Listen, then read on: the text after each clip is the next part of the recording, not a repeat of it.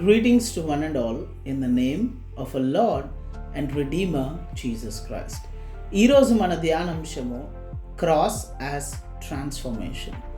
ప్రకృతిలో జరిగే మార్పులు మనకి అనేకమైన విషయాల్ని తెలియపరుస్తూ ఉంటాయి.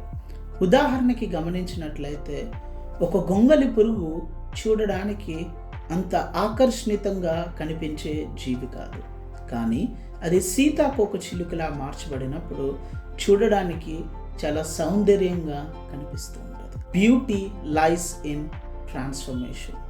పరివర్తన చెందడం, ట్రాన్స్ఫార్మ్ అవ్వడం అనేది ఒక క్షణములో జరిగే ప్రక్రియ కాదు.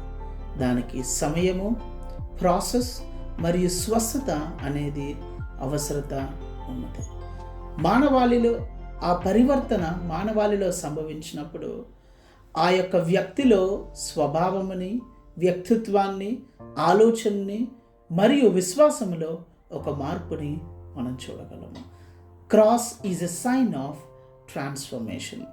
సిలువ అనేది ఆధ్యాత్మిక చిహ్నం కాకముందు మానవాళి అనగా పాపము, శాపము, మరణము లాంటి ఆలోచనలతో సూచింపబడింది. కానీ క్రీస్తు యేసు ప్రభువారు సిలువలోనికి ప్రవేశపెట్టిన తర్వాత మానవ చరిత్రలో ఒక నూతనత్వాన్ని సందర్శించుకుంది.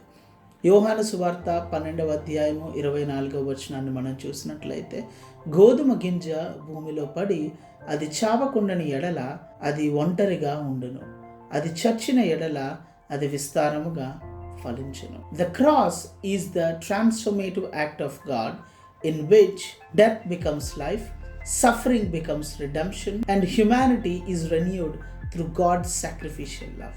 Amen.